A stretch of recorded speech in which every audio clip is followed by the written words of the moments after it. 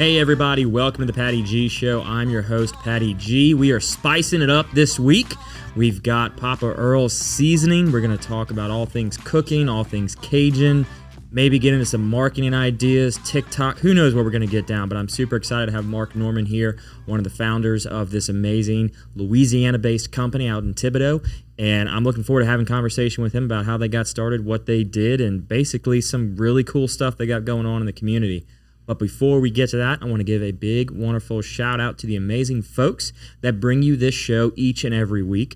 Building 5, Falia Real Estate, Lakeman's Health Center, Horizon Financial Group, Mercedes-Benz of Baton Rouge, Currency Bank, and you know our outfits each and every week are brought to you by McLavy Ltd. If you haven't visited any of them already, be sure to do so and let them know that Patty G sent you. Also, if you're not following us on social media or YouTube or whatever platform you're consuming the show on, be sure to do that. And a simple click and you help us go miles and miles further than we need to. So without further ado, Mark, welcome to the show, man. Thank you for having me, Patty G. I appreciate it. I'm excited to hear about your story, man. I feel like we've got some similarities between the two of us with what you got going on with Papa Earl's and kind of what you're doing on the other side of things. So for those that may not be aware, who are you and what the heck do you do, man? Again, thank you for having me on and allowing me to share my story as well as Papa Earl's. I'm from Thibodaux, Louisiana. Been in Baton Rouge since 2008. About 5 years ago, I was giving these samples away in Christmas gifts and Easter baskets and graduation gifts and whatnot. And a buddy of mine said, man, I'd like to do something like that with you. He was looking for something to do in his spare time. And he was working 30 days on, 30 days off. I said, man, I got this season. I'd really like to take it to another level. He had a culinary degree, so he was familiar with the cooking aspect as well as computer to where he can come up with the design and logo and that sort of thing. And you know, overnight, Papa Earl's was born. And we hit the ground running. That very first year, we won Amazon Newcomer of the Year in 2019. And if I can say one thing positive that came out of COVID was Amazon and the launching of people buying and shopping from the comforts of their own home. And, you know, that's the only thing positive I can say that came out of COVID. And that's been a benefit for us. So you already had this seasoning developed? Correct. Had it developed. Okay. And it was, you know, we started grassroots and just started coming out the ground. And when COVID hit and a lot of folks started cooking at home and buying seasonings and buying other things, home essentials online as well, kind of at the right time. I mean, so how do you, backing up before this kind of became Papa Earl's, you were giving this out as gifts. I mean, how do you even start designing some type of seasoning like this and packaging it and stuff like that? I did what I call my own scientific marketing strategy. I would walk in every grocery store and I'd walk by the season aisle. I'd really jerk my head fast and look at the season. And for whatever reason, white cans and red tops caught my eye. So I knew I wanted it to be a white can. I knew it wanted to be a red top. And then I just started buying a whole bunch of season. Every season that caught my eye, I would buy it and try it and taste it. And man, that's where my partner really came in. And he made up a board with 25 pieces of chicken, put it on the grid, 25 different seasons, and we started saying what we liked and disliked about every one, tweaked my recipe, and came up with Papa Earl's, and you know, and tried it 3 or 4 times with trying to trick me and seeing if it was something different, putting the same seasoning, and you know, I all kept going back to that one square, and it wound up being, you know, the Papa Earl's that we all know and love today. So, like, were you giving this out as gifts in, like, mason jars at first? Like little bitty plastic containers and just putting it on a computer label, like a return label, just typing Pop Season Oil on, Pop's, P-O-P-S, season. That's my nickname, Pop, so that's kind of how it started. I love that. So, like, you were just buying and I'd mix your garlic powder and everything. You mix it in an ice chest? Yeah, mix it in an ice chest and scoop it in. Why an ice chest? Yeah, I don't know. Keep it moist, you know, keep the moisture out. Okay, I mean, I guess that makes sense. I'm like, if I'm thinking, I'm just thinking like a big mixing bowl or something, you know, and mixing it all in. Look, I'm from Thibodaux, so you got a lot of ice chests sitting around. Ice chests, right. That's, I mean, and I've done that a time or two, but it's like I've never thought of giving it out. So, I mean, obviously you had just perfected this recipe at least enough to be Right. consistent. Correct. I mean, that's Correct. anytime I'm going to like make a seasonal myself, I feel like I can never recreate it. Well, and that brings me to a good point is I didn't know this, and nobody told me this. I didn't read this on the internet. When you buy a package of, let's say, cayenne pepper, there's a variance, there's a tolerance. So when you get the cayenne pepper, they say, here's your bag of cayenne pepper, but they have a variance. So that day they might be getting their peppers from southern Japan. The next week it might be from northern China. So there's a tolerance, a heat tolerance within that pepper that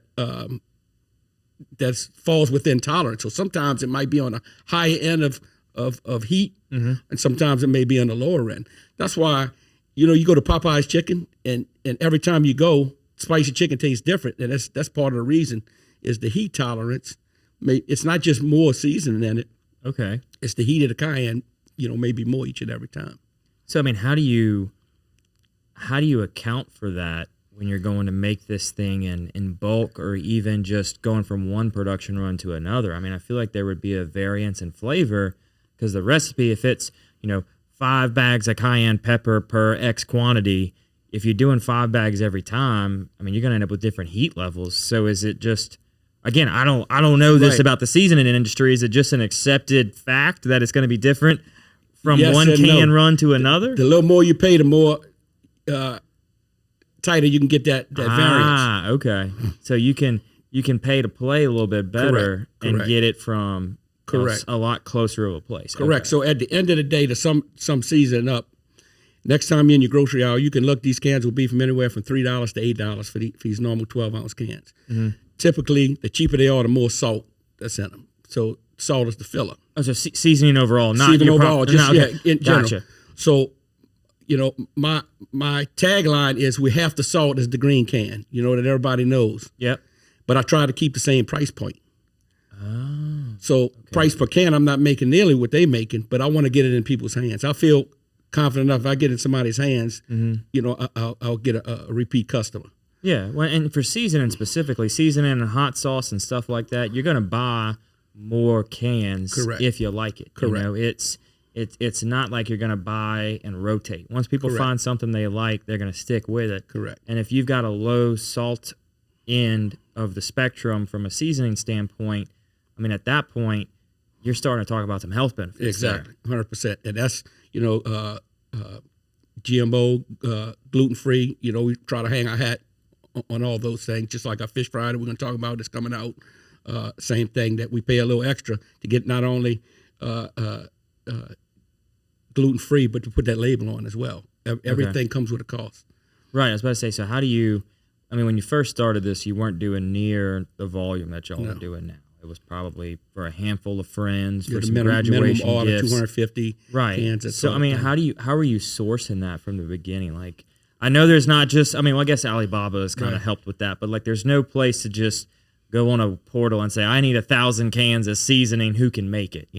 Right. So I would stop again at all these different places, boudin places and small places. I'm in medical sales. That's my real 9 to 5. So I cover Lake Charles to Ocean Springs, Mississippi. So I've stopped at every convenience store, Cajun meat market on I-10. And I started seeing these little seasons, find out where they were made. And there's a big place in Opelousas called Targill Seasoning. Okay. Same folks that produce Slap Your Mama. So I started there, stopped, paid them a visit as Opelousas, part of my territory, went in there, basically said, you got to give us your formula, percent-wise. So it'd be 10% salt, 20% black pepper, 20% white pepper, whatever you come up with. And they'll give you a 1 pound batch as a sample. Okay. And then you tweak it. You tweak it from there. So that's the whole method to the madness. Everybody says you ought to go on Shark Tank. You ought to go on Shark Tank. Say, hey, I'm not ready. I'm going to be on Shark Tank, but I'm not ready just yet because anybody can do. Yeah, anybody can make a seasoning. Correct. It's not, again, so like those manufacturers, especially the one in Opelousas, like you're mentioning, they make it easy for somebody to have a low barrier of entry to the market when they want to make a can. But when you start talking that higher level of pitching and getting investors, you got to have a brand at that point, right? You can't just walk in there and say, I got a can of seasoning, they're going to say, great. So does every other Fortune 500 company that wants to give out a gift basket to their clients. It's like, what's unique about Papa Earl's? What's your story? Right. Where you come from? Why did you do this? You got to get that brand formed, right? And that was very hard. So, the first person I went to say I'm from Thibodeau, as Rouse's, I spoke earlier, is a Thibodeau company. And one of them was my neighbor. One of the sons was my neighbor. So I went to see him. He said, look, I can get you in Rouse's tomorrow. I don't think you're ready. He said, my goal is to get you the whole aisle in Rouse's, but you got one shot at it. He said, once I put you in, you got to sell. And so he said, what I'm going to suggest, I'm going to get you in 3 Rouse's stores, the 3 Thibodeau stores. He says, if you sell there, then we'll expand, to a region. Yeah. And then from there, all the Rouse's. So I made sure the first batch I actually went in there and bought myself. The whole thing? Right, yeah. And then I started getting on the phone. Hey, I need you to go. I need you to get the Papa Earl's, to get that Rouse's. Now, we cannot keep it on the shelves at Rouse's. The shelf space they give us, and we just fortunate enough to get a whole another row from Rouse's. And not only, you don't get front and center the first go-round, too. You get bottom right. Right.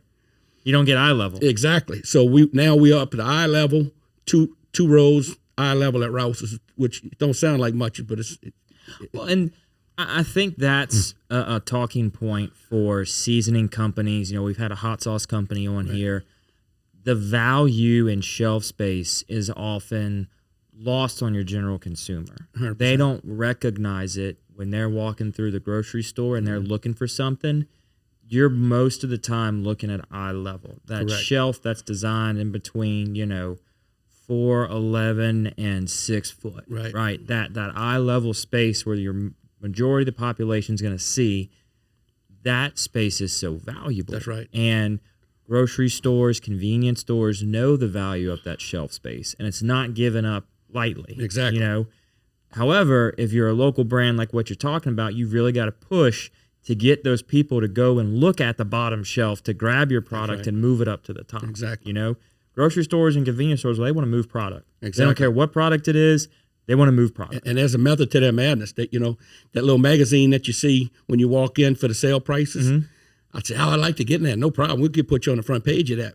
But again, location of that paper. If you want it on the front page and you want to give 50% off, well, you got to give them 50% off the top. So, but at first I said, oh man, that seems like a lot, but it gets it moving. And at the end of the day, like I gave out my first 1,000 cans. Yeah. Over time, and I've given out more than 1,000 now. But basically, I knew I had to give away a lot at Rouse's. And he showed me a lot on how it works. Hey, if you want to get in the basket, I'll put you in the basket. I'll put you 1 month in the basket without charging you, but the next month I gotta, charge you a little bit. Yeah, and companies like Rouse's, they want to help the local. Absolutely. They want to help the local economy as best they can. Absolutely. But also, they still have to move product. And since then, they came up with their own season. They have their own olives. They have their own fish fry. They have their own gumbo mix. Their own fish fry season. So I asked them, so why would y'all do that? They said, so we can control the price. It's a backward integration. Right. It's going backwards to get the supply and start controlling it from a price standpoint. So 100%. Right. So when you're going through and you're designing this can, you're designing this logo, and you're really starting to pitch it out there, obviously relationships are important. Having that relationship to get into Rouse's is huge. That's a very strong component of getting those first sales. But on Amazon, that's a different story. There's no relationship, quote unquote, that you gotta go talk to get on Amazon. So walk us through kind of that process. You were Amazon's Company of the Year in 2018? Correct. So what was that like in that experience? Yeah, so that's where my partner really came in. I don't have the patience, to get on the computer and wait for emails. If I call somebody, emails, I'm ready for a response right away. Well, he had the patience, and his name's Jesse Blanc. From Donaldsonville, Louisiana, but he got on Amazon and kind of did the negotiations with Amazon. And like I was telling you earlier, we sell it on a 3-pack only because there's a price that comes with everything. There's a price for shelf space on Amazon. There's a price for packaging. There's a price for shipping. So everything 1 pound or less is the same shipping price. So that's why us, along with all the other season manufacturers, sell them in 3-packs. We offer them in a 1-pack, but the value is, much greater with the 3-pack. So, again, I would say I ship to Amazon twice a month. I would say 20% of the time they lose our package. That day they give me reimburse my money that day. But every time so far they found my package, it might be a week later, it might be a month later, automatically they take it out my checking account without telling me. So it's just, you need Amazon. It's a love-hate relationship. It's a love-hate relationship. Yep, we need them. We can't do it without them. But they tough to deal with. But I need them, and I think they're great, and I think Amazon's the future for a lot of things. So we want to keep that relationship, and the award that we got wasn't just for the total number of cans it was sold. We were told we got the award because it was spread out throughout the United States. It wasn't just Louisiana. So you had our product. We had national reach, and I did that. I'm a trainer for a company for my medical sales, and I go all across the country training medical sales reps, and that's my lead in on my speech. That's the icebreaker, is that I'm a coon ass, I love to cook, and I got my own seasoning company. And just like my goal is every time I go in the grocery store, Rouse's, before I leave, I talk somebody into buying Papa Earl's without even telling them who I am. And you're that guy that hovers around the seasoning aisle and go, oh man, you're looking for some. I done heard this is some good stuff. Exactly. So that's my goal. I don't leave the grocery store until I get somebody to throw it in that basket. Hey, you got to do what you got to do. Right. So I think if I probably told them, I could probably get more. But I like to do it. And I tone my sales skills like that too. Well, I think there's kind of a more genuine thought to purchase it. You don't necessarily now. You don't know it's coming from the owner, right? So is it like, okay, am I buying this?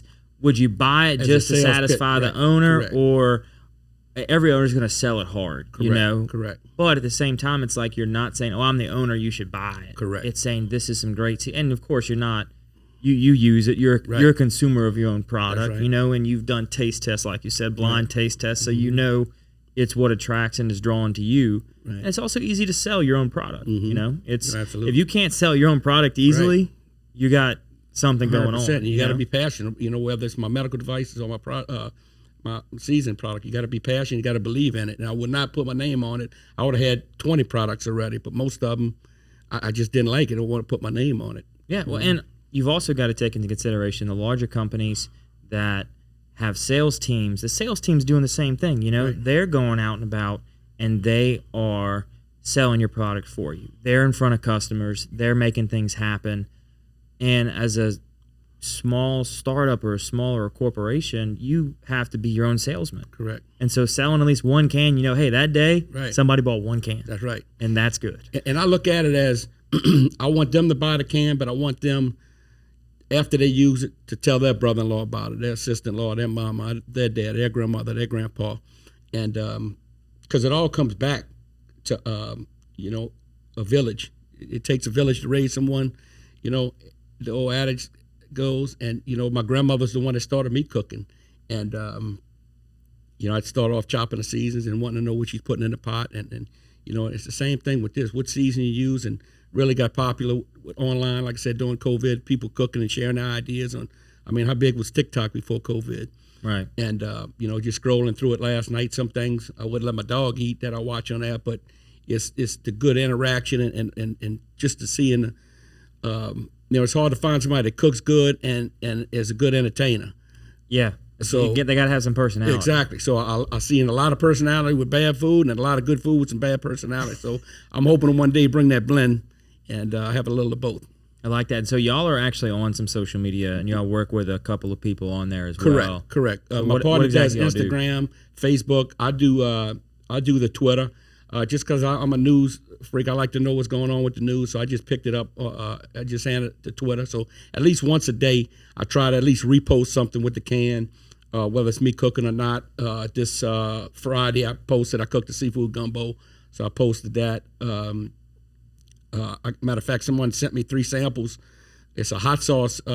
His name is Hot Sauce Sensei. He cooks his own hot sauce, but he wanted a Cajun blend. So he reached out to me, sent him some Papa Earls, and he sent me 3 different samples of my Papa Earls. He wants to do a Cajun blend and use my Papa Earls. And he said he wants me to try. He says there's one that he hopes I pick that he can market commercially best. So, again, it's going to be a blind taste test. He just shipped it out today. Matter of fact, that would be a liquid hot sauce, correct? Okay, so that would be some type of partnership. Okay. Yeah. Mm-hmm. Well, and I think that's also the cool part is when you have personality behind the brand and you're not just pushing product, it opens you up to those doors, right? Correct. Those folks that want to interact with you because you've got some personality. They see you on camera. They see you doing things, and it's intriguing to them. And when it comes down to that branding component, it is really what's the story, who's the person behind the product. Right. You know, the product can be great and you can sell it, but what really sells is the story. That's right. You know? So but we heard that several times too. Yeah.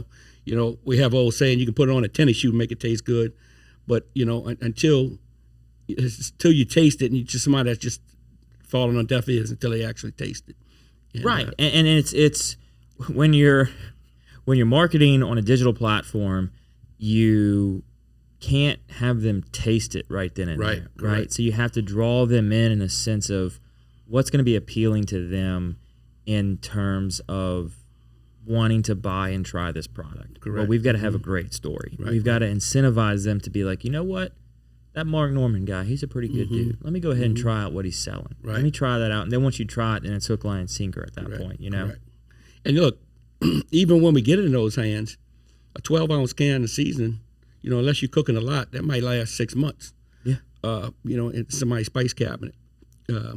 So we got to get in a lot of hands, and you know, it's a lot of boots on the ground. But we enjoy doing it. I enjoy doing it. I enjoy cooking. I enjoy talking to people about cooking.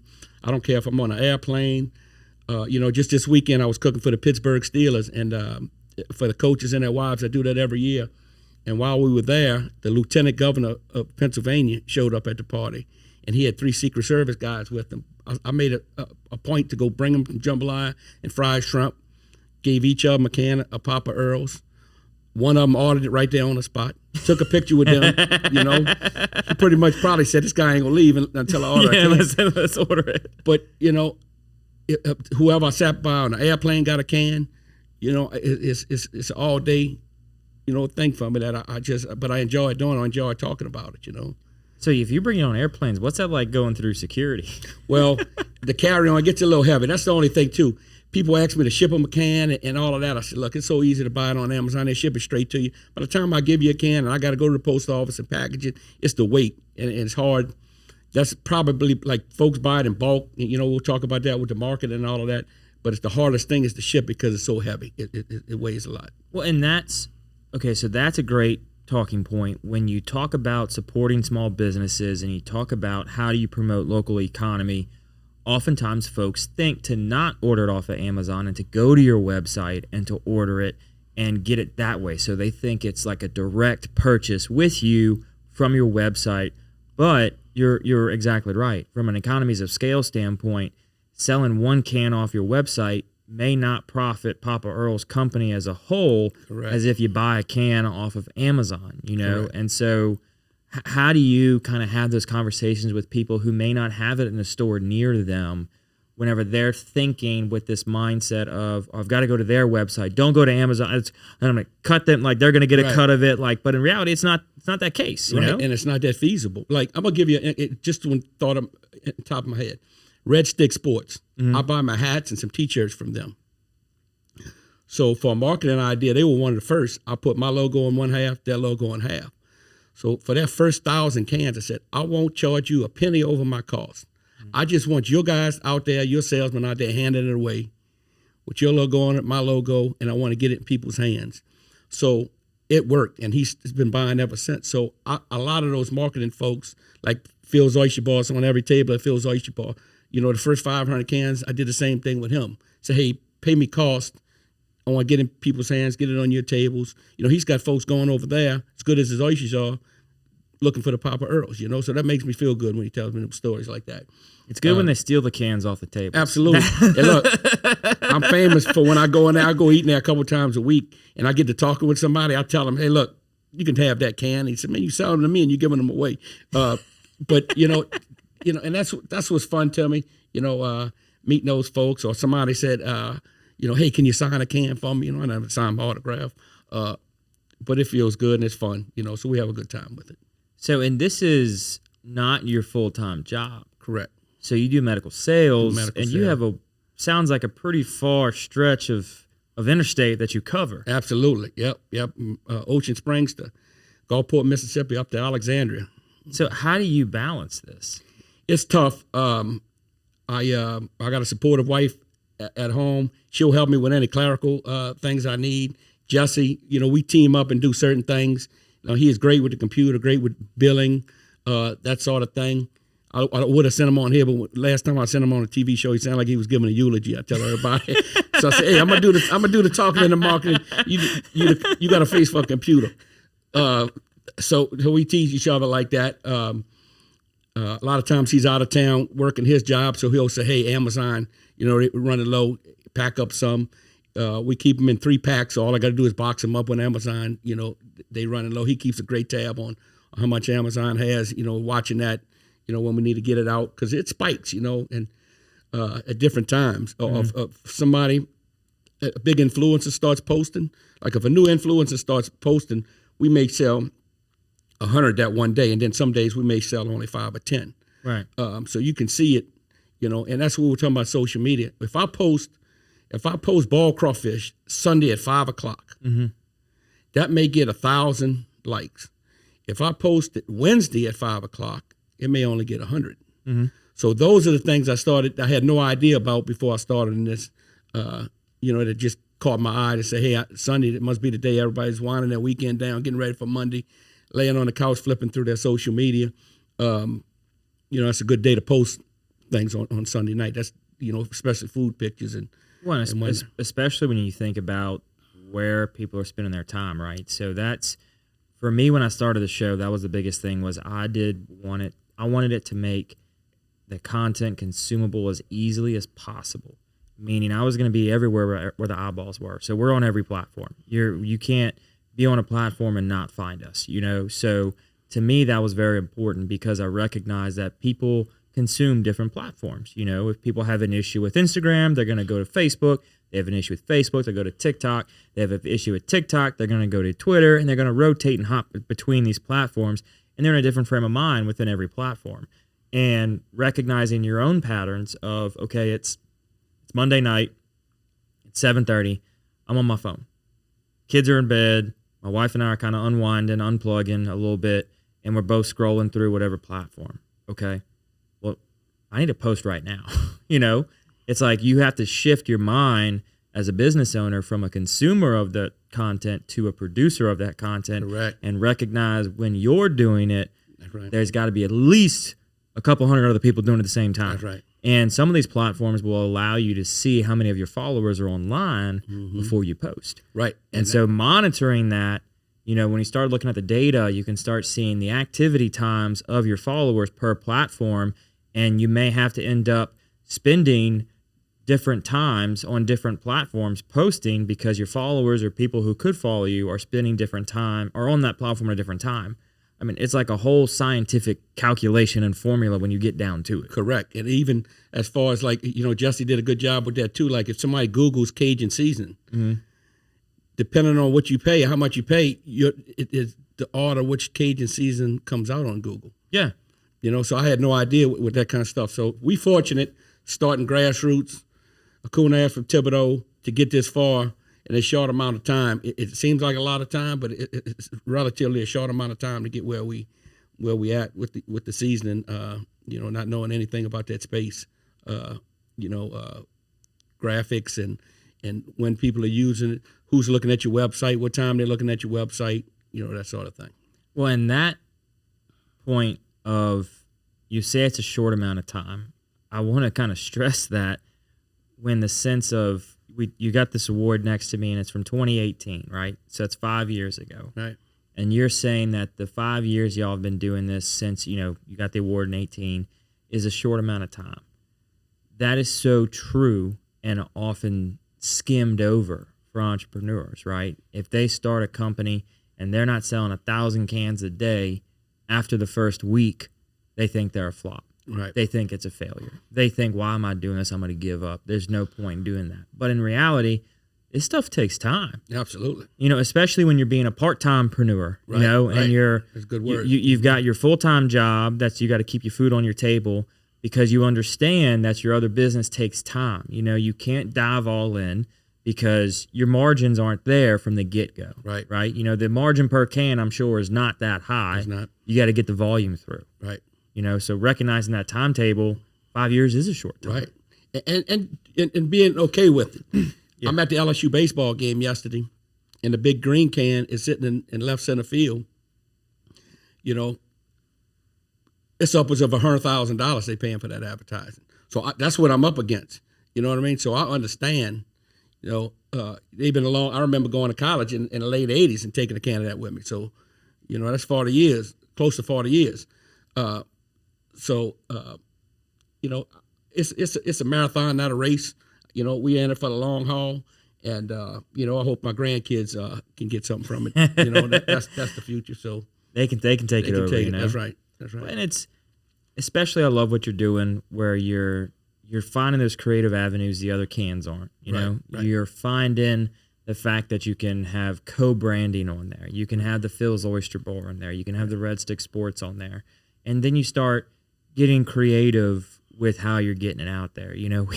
I made the comment that we both got Southern Marsh co-branded koozies for my show and your can. It's like stuff like that you kind of don't get on a national level with large companies. They kind of want to stick to their own brand, and they're not willing to kind of share some cost there to get not only their brand out there, but somebody else's brand. Exactly. Walmart's not going to co-promote with you. They're going to give you the price what they want to sell, what they're going to buy it for, and what they're going to sell it for. 225 is another great example magazine. We went to them, instead of paying the full price for an ad, they said, hey, let's co-promote with the can, put their label on half, So, we were fortunate to have a lot of those local folks that do that with us. Yeah, and so on that, Mark, are y'all, what are the stores that people can kind of find y'all in as of right now? Rouse's, Calandro's, Mathern's, High Neighbor. Those are your local stores. And it's good that you brought that up, because I can go get in any meat market, any convenience store in Louisiana. All right. But the problem is it takes a lot of time. They might give me a space for only 6 cans. If I got to go in there and check the cans and all that, for the little bit I'm making each can, it's really not worth it. With Rouse's, there's upwards of 50 stores. We have a distributor. So the distributor, there's one distributor, one employee of the distributor goes in there, checks off how many cans they need. The next day, big van comes in there and fulfills what they checked off from the day before, whether 6, 12, 18 cans. So, I could never be in Rouse without the distributor and be successful. So I would be chasing my tail, trying to get in at the beginning. That was my method to my madness, getting as many stores as I could. But, I'd have to go cook a jambalaya in front of the store and greet the people coming in on a Saturday morning. And, again, a jambalaya might cost you $150, $200, making 25, 50 cents a can. Do the math on that, how many cans you need to sell. Yeah, a lot. Before to pay for that jambalaya, So we changed our strategy a little bit. And then now especially, I was sponsoring baseball teams, soccer teams, doing billboards. At the end of the day, it didn't take me long to realize social media. Look who's cooking on social media. Send them a can and let them post while they're cooking. That's been a method of our madness of late. So, and having those micro influencers, the ones that aren't asking for the astronomical fees to get a posting with the can, is huge. Right. Because their following is so active. Exactly. When you're at the nano and the micro level within a following on social media, those followers are dedicated to who they're following, and they're very active, whether it's through liking, through commenting, or actually purchasing things. It's huge. Right. And people don't necessarily recognize that. They want the large, they're thinking, okay, we're going to spend X number of dollars on social media marketing via influencers. And we're going to find the person that's got the biggest following, and that's what we're going to post to. But you can spend the same, if not less, when you take 10 micro influencers or 10 nano influencers and have them promote your product. Correct. However, you've got to be careful with social media now that people can buy followers to jump up quickly. You got to look at what their engagement is. If they've got, 100,000 followers and they only get 100 likes, they may not be the folks for you. Right. But if they got 1,000 followers and they get 500 likes, well, that's a 50% rate of participation, you know? Right. No, and again, I had no idea about that, but it didn't take me long to realize who's got the likes and who's got the retweets and that sort of thing. And you know, we've been, you know, really grateful, you know, sincerely grateful to those folks that reached out to us, and we reach out to them, and I send them a hat or a shirt, you know, and they cook with it and continue to cook with it. And you know, my sister was in the hospital. My sister-in-law, my brother's wife, was in the hospital in San Antonio, and I had a guy from Texas that went visit her. He had never physically met me, and met him through social media. We talk. I sent him things, and you know, was willing to take a ride to go meet my brother and say, hey, man, I'm friends with your brother on social media. I use his product. You know what I mean? That says a lot. Isn't that crazy? Yeah. And so, you know, those are the type of people I met. You know, I got a good friend of mine that's in medical sales now. I helped him get the job in medical sales. He goes by Cajun Mallet, his handle on Twitter. And he, you know, I met him through social media. You know, next thing you know, we working together. And you know, but he before we worked together, he was cooking his ribs, and you know, he had won Memphis rib barbecue cooking contest already, you know, in Memphis, Tennessee. So, you know, he posts a lot. He's got a lot of followers, a lot of likes, and you know, every meal he was cooking, whether it's chicken, ribs, or whatever, he was using Papa Earl. So, you know, it's just met a lot of great people, you know, through this as well. Yeah, and it's a testament to the product when you have people taking it out of their own, right, and using it for their content that they're creating. Correct. So y'all are developing other products right now. We are. The next product that's going to be out is a fish fry. It should be out in the next 30 days. We placed the order for 30,000 bags. So we'll have that. I'm gonna probably give away the first at least 500 of those bags, get in as many people's hands as I can. Send it to all my current influencers on social media.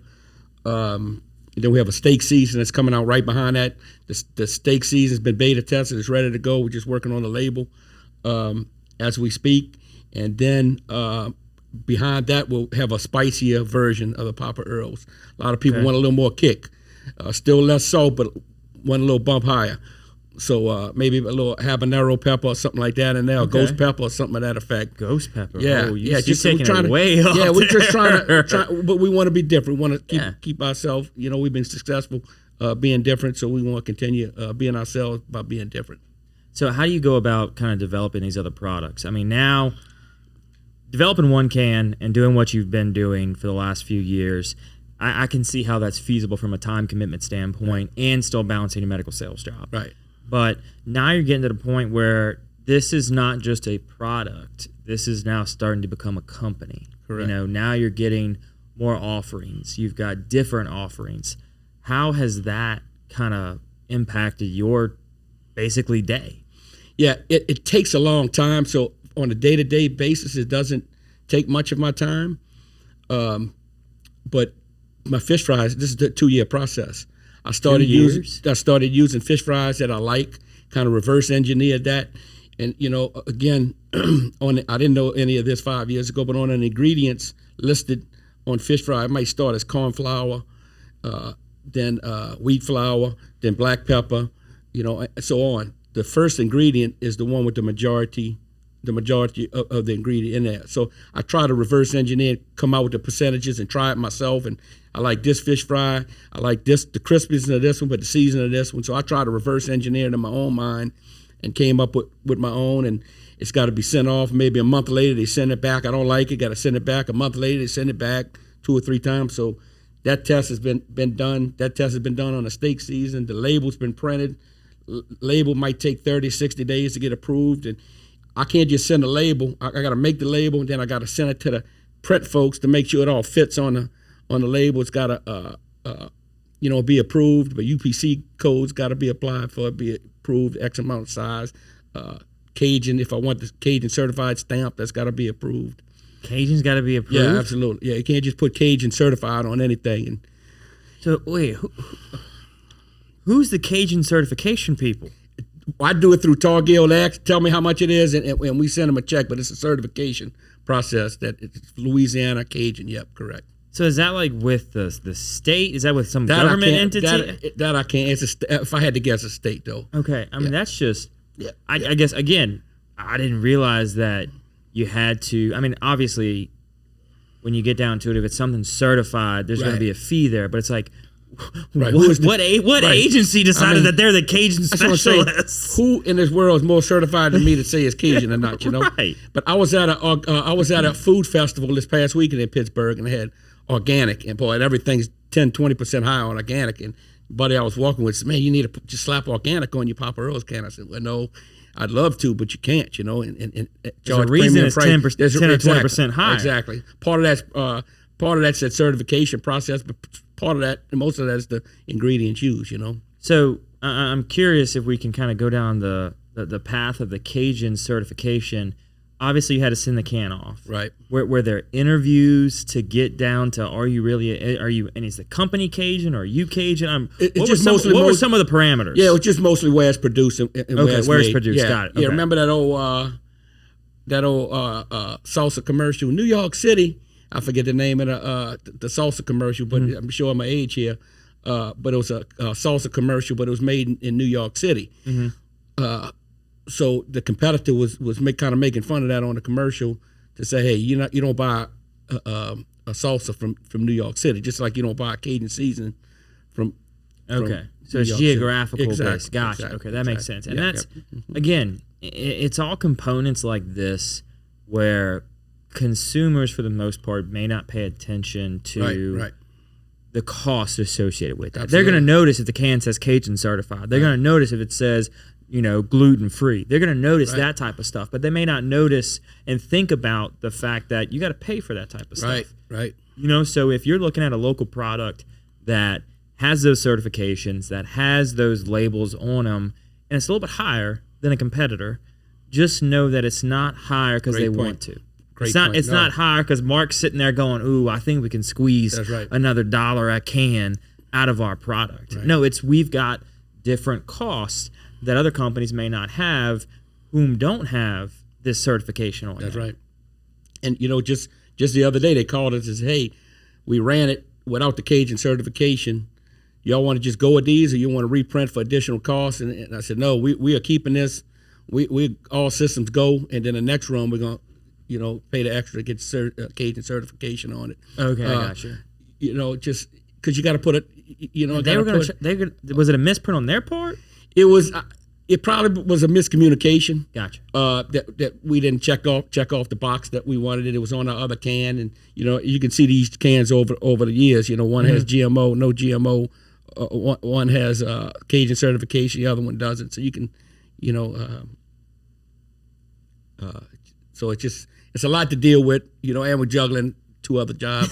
It's not easy. No, it's not easy. It's not easy. So everything again comes with a cost. So if it's worth it, So what's the logo on the front? You've got the house. What's the house? What's the story behind the house? Jesse came up with that. I liked it. I didn't change one thing about the can. To be honest with you, when he came up with it, he did a great job with that. We went to see a consultant, and moving forward, and he thought the can was a little busy. So maybe in the future with other products and stuff, we may tweak it a little bit. But we're gonna stay with that foundation for sure.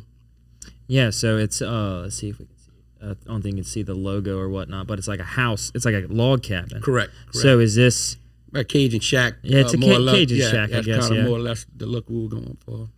I like it. Okay, so this is it's. I love the logo. The look of the logo. It is very Cajun. Right out the gate. You see it. It's like, okay, that's Cajun. It's a nice touch to it, but it's also it pops. You got to think about the shelving in the grocery store units. It's like a tannish color almost. Right. So having that white's gonna make it jump 100%. And pop on it. So they had accidentally one time put yellow tops on it, and the packager said, I'll give you 25 cents off or what have you. I said, nope. I said, I hate to do that to you, but I need my red caps, because that's I don't want to change that look, Well, especially as a young company, right? You can't afford to tweak your logo, Exactly. your system, your coloring.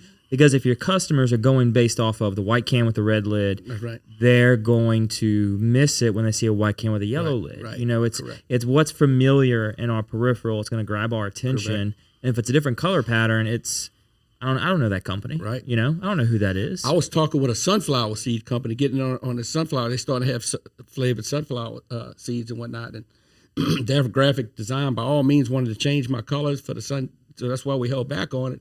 You know, they would tell them in the grocery stores, blue means this, red means this, these certain colors. You know, they want to be this certain color because it brings out hunger in someone going down the aisle. I mean, it's that deep. It's that deep.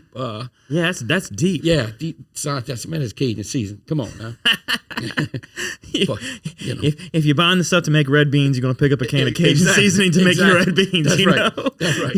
And if you're going and it's in the afternoon and you haven't had lunch or it's right before dinner, you're going to be hungrier. Exactly. You know, it is what it is. Exactly. Can I reach another beer, Patty G? Yeah, go There's for it, one thing man. I like about Patty G. He had a beer for me on the podcast. I did a couple of these before. The first one I can drink a beer. Yeah, we'll be right back, y'all. We're going to take a little break. And we're back, man. So, got you another beer. We're good to go now. Yeah, we're good to go. Yeah, I was getting nervous. Hey, look, I get it. I get it. So, yes, with all of the branding and everything, it's great to do pairing and to work with other companies. But if you can't stay true to your color scheme, you can't stay true to who you are, your image, it gets lost in translation, right? It's tough to maintain that brand when you're just building it. You know, when you're just creating something, you've got to stick with it until you get that recognition. Correct. Then you can expand and do whatever you want to do. Exactly. You know, talking to the last folk about the steak season, you know, I said, man, this steak season is really good. My beta test is the first one. I sent it in as a 10, which I sent them all in as a 10, and it came back as a 12. And that was the first and only thing that I sent for beta test and came back better than the one I sent. And I said, you know, something's telling me to do this. Make sure, take a few steps back. That's why it's not out yet. Take a few steps back. Let's make sure we're doing this right. We went to see a consultant. You know, he wanted to back up and change my whole logo for all my products. I said, no, we're not doing that just yet. I'm not saying it's right or wrong, but I want to continue my momentum. You know, and eventually we probably going to have to do some of that. But you know, I didn't want to stop what I already had in progression. So wait, and then you've already got these runs. You can't not sell the runs you've already got made. Exactly. So you know, so what we did, we said, hey, let's keep on going. We're just gonna punt. We're gonna continue moving forward, but we're gonna just slow down a little bit and on that until we get our packaging right and see how we want to roll it out. You know. We even talked about barbecue rubs, and then consultant, man. This is out of everybody that I talked to and see, this is probably the greatest point that I've heard. He said Cajun season is saturated. He said, but barbecue seasons are super saturated. He said everybody in America's got a barbecue pit. Yeah. So stick to what you're comfortable with. Stick to what you know. Stick to. You know, being Cajun and that background. And you know what, I was kind of even against going to steak season route, but it came out so good, and I really want to put a lot of time and effort in it. You know, it might not sell as much as the Cajuns because you can, you know, we promote this, use it on everything.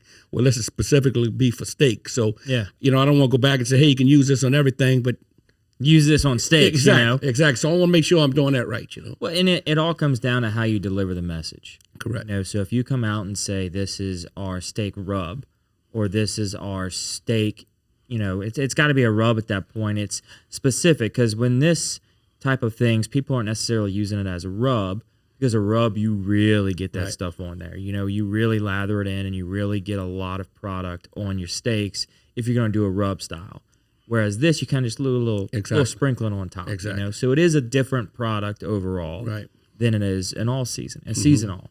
Plus, I mean, you're using this on anything and everything. You know, I'm sure you're going to, well, even if you use a fish fry, you're still going to season it with something on top. Correct. You know, people like a little bit more hit than what's in a general fish fry, because what they care about the fish fry is it going to be flaky? Is it going to stick to the fish? Is it going to be a good product and consistency that we can then season a little bit after the fact? Correct. And, you know, it's just like, again, cooking, you know, for this past weekend, I cooked for the general public, not because I knew there was going to be kids, adults, older folks. So, you know, one fish fry is not going to satisfy everybody's taste buds.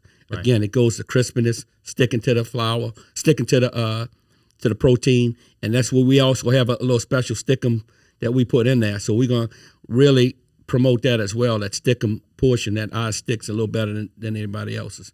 So that's kind of what we got hanging a feather in our hat as well on this fish fry. So we're excited about that. So it's good that you pointed that out. Well, then you can use that talking point with your influencers. Right. You know, hey, when you're cooking fish, run a side comparison, run a blind comparison, and see which one really does. Put us up to the test. You know, if somebody else sticks better than us, maybe we need to fix something. You That's know? right.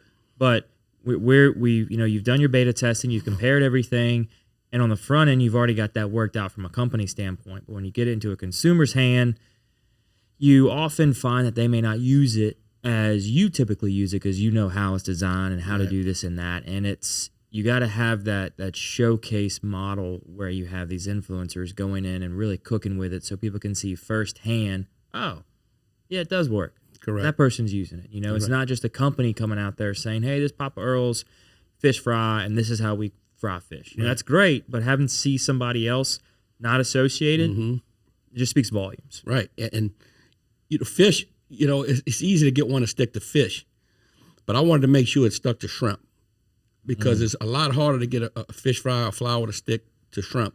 And, you know, nothing I like better than homemade fried shrimp. So I wanted to make sure it popped and stuck to the shrimp. So that's basically what we hung our hat on for this fish fry. So how bad was it having to go through these taste tests? Oh, man, I was so swole up by each and every one of them. So I would just take little bites, and Jesse did a super job. I can't say that enough that he did that well. But it got to be, you know, eating a lot. You know, I do these jambalaya tasting contests and all of that throughout the state, and I enjoy doing it. But it's the same thing. It's like, whew, after 30 bites of jambalaya, you know, they all start tasting the same, and yeah, they start blending. Yeah, start blending, eating crackers in between. So we wanted to make sure, and that's why we just never did it on one day and called it quits. We did it, came back a Saturday, you know, another Saturday, and repeated the process to make sure we didn't get that,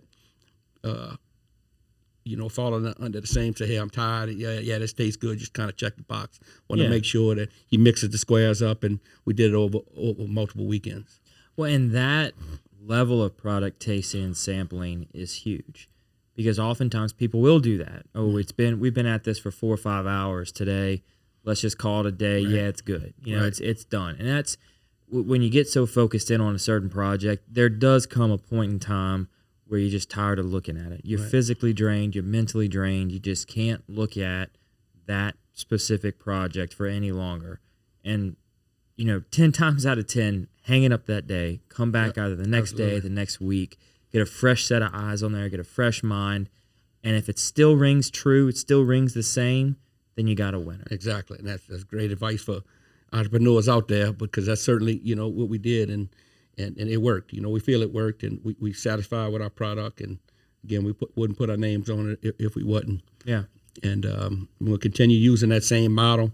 We want to learn from social media and experts like yourself moving forward. I think that's our biggest want and need is get a little help on social media, what works, what doesn't work moving forward. You know, I think we had kind of maximized our grassroots campaign. Mm-hmm. Now we're ready to take it to another level. And, you know, that's where we're going from here.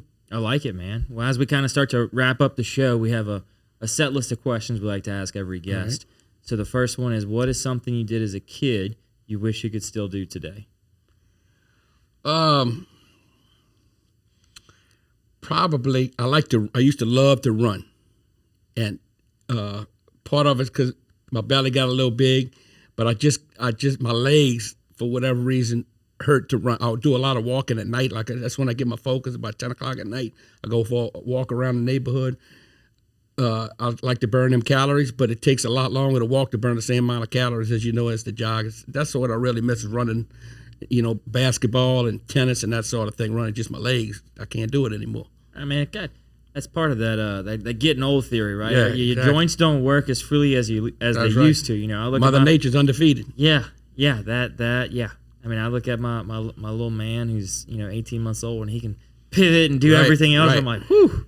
To be that age and being able that free and nimble and being able to bounce back up after you fall, it don't work that way. No, absolutely. Yep.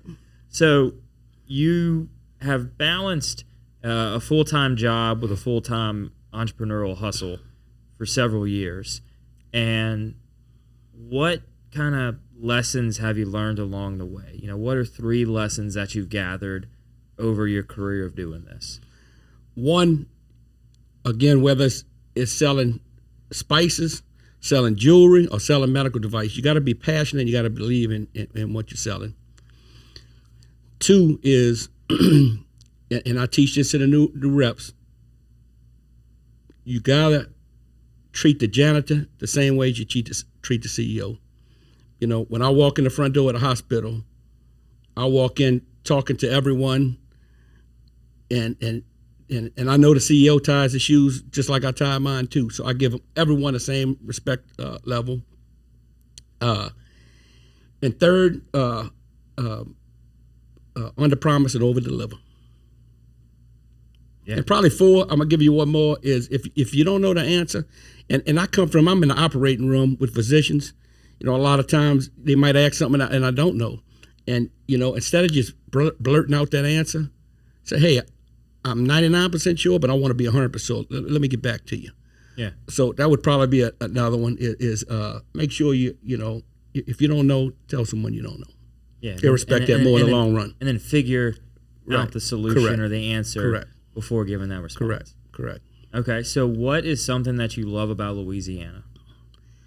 I never want to leave Louisiana. I love the people, the culture, and just, can pick up the phone at any time and call, any one of my friends or any one of my customers and feel like, they can do anything for me, and I'd certainly know that I would return the favor for them.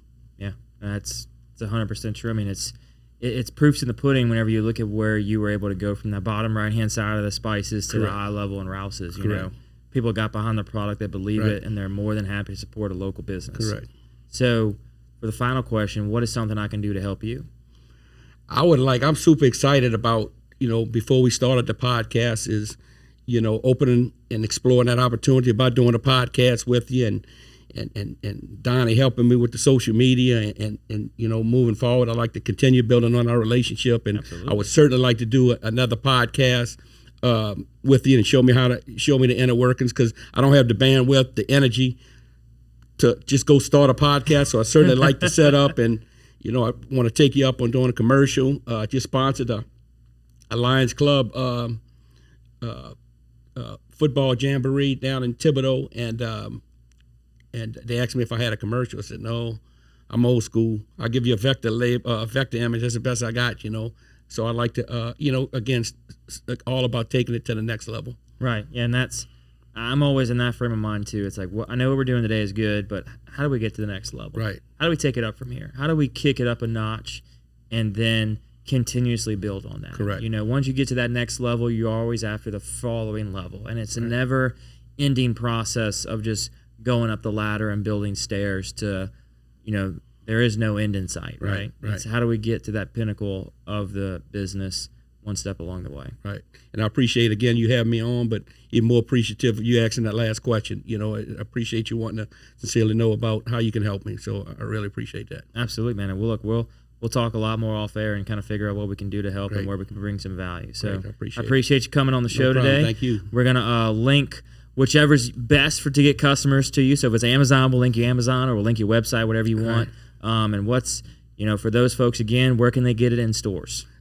Rouse's, Calandros, Mathern's, and High Neighbor in Baton Rouge, and always on Amazon. And if you have any issue, reach out to us on social media. We'll get it to you some kind of way. I want you to have it in your hands, so anything I can do to get it in someone's hands, I'll do. Perfect. Mark, I appreciate your time, man. Thank you so much for coming in today. Appreciate it. And thank you, everybody else, for watching or listening to the show. I'm really appreciative of your time. I know the guests are as well. If you have not tried Papa Earl's seasoning, make sure you go and pick you up a can. If you're looking to reach out to them and inquire a little bit more, maybe you got a cooking show or something that you want to do and get some seasoning from them, reach out to them, let them know that you saw them on the Patty G Show, and just support local, y'all, whatever way you can, and make sure you're supporting them where it makes the most sense. So thank you all so very much for this latest episode and listening and following us on. And thank you as well to the amazing sponsors that bring you the show each and every week. Hear a little bit more about them right now. Welcome to the brand new Falaya mobile app. We took all the same tech that's helped hundreds of people sell their homes themselves and packed it into an easy-to-use app for your phone. When you download the Falaya mobile app on either the Apple or Android App Store, you'll immediately be able to see the power of this game-changing tool. From the seller's dashboard, you can navigate to all the information that you need. We intentionally separated everything into key groups, such as tasks to be completed, buyer leads for your listing, and contact information for everyone involved through closing. When you get an offer on your property, you can simply review and respond all within the app. No matter where you are in the world, you'll be able to monitor everything that's going on with your property from listed to sold. It's truly the power of Falaya in the palm of your hand. Download the app and see for yourself. Falaya, it's real estate reimagined. Thank you so very much to Building 5 for becoming the latest sponsor of the Patty G Show. We are going to be filming once a month at Building 5. We're going to post about it on our social so you can come and visit with us. Building 5 is an excellent food establishment if you're into sharing boards and really getting a creative menu. Misty and Brumby have done an excellent job of creating an environment that's warm, welcoming, and inviting for every single occasion. Go on over to Building 5 in Baton Rouge, Louisiana, and tell them that the Patty G Show sent you. Imagine taxiing on a plane looking toward the end of the runway. It seems so far away, it's even hard to see it. And that's what the concept of retirement probably felt like when you were in your 20s, 30s, and 40s, way far in the distance, not visible or even a concern. But as you turn 50, something happens. Retirement suddenly seems like something real, something not too far away. In your 50s, you are rolling down the runway. Retirement is getting closer and closer, faster and faster, weeks and months zipping by. But are you even ready for a successful takeoff to retirement? Fear not, there's still runway left. But the time is now. Time to make progress and time to get a plan. The Runway Decade will help you get organized, get energized, and give you the direction you need to take off to your desired retirement. The Runway Decade, building a pre-retirement flight plan in your 50s. Thank you to Mercedes-Benz of Baton Rouge for making this show possible. Nick Pentis is a past guest. We love having him on. Listening to him talk about the culture they have over at Mercedes-Benz of Baton Rouge is really an incredible thing to hear. How they treat not only their employees, but every customer that walks through the door. You are more than just a number to them. They're going to give you that white glove concierge service every step of the way. They're going to make you feel like family and take what can be a stressful time in people's life, shopping for a car. They're going to make it so enjoyable and so pleasurable. You're going to want to go back there time and time again for every new vehicle. Thank you so very much for Mercedes-Benz of making this show possible. Thank you to our wonderful sponsor, Lake Men's Health Center with Our Lady of the Lake Physicians Group. Guys, I know it's tough to get out and go to the doctor. I know it's challenging to find time in our busy days, but I promise you, signing up to be a part of this group with Dr. Curtis Chastain and Dr. Tyler Boudreau, you won't regret it for several reasons, but most of those being the fact of the time it saves, where you're able to get in on the same day, get that appointment done, and spend that time you need to talk with them about what your health goals and concerns are, as well as ensuring that the financial investments you have, you will be able to live out and see those come to fruition. So if you're an investing guy, you know all about and planning for the future and investing in the future. There's no other more important thing to invest in than your health. Make sure you go check them out, Our Lady of the Lake Physicians Group Men's Health Center, and tell them Patty G sent you.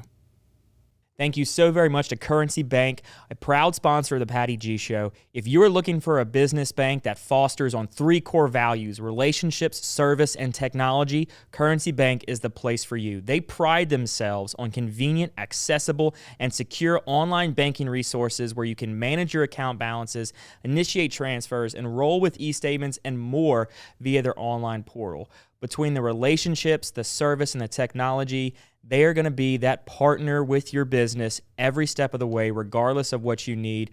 Currency Bank is the bank for business owners. McLavy's Ltd, a proud sponsor of the Patty G Show, has been serving the Baton Rouge area proudly for 40-plus years. Gentlemen and ladies, if you're shopping for your man, there is no other place in the Baton Rouge area to get your clothing, whether it's game day needs, everyday needs, business attire, formal attire, whatever you want. Go over there, see Frank and Ashley. It's a father-daughter duo. They do incredible things in their store. They will outfit you from as simply a shirt that you need for one evening or all the way to a full wardrobe overhaul. They're going to take care of you every step of the way, and be sure and let them know that Patty G Show sent you.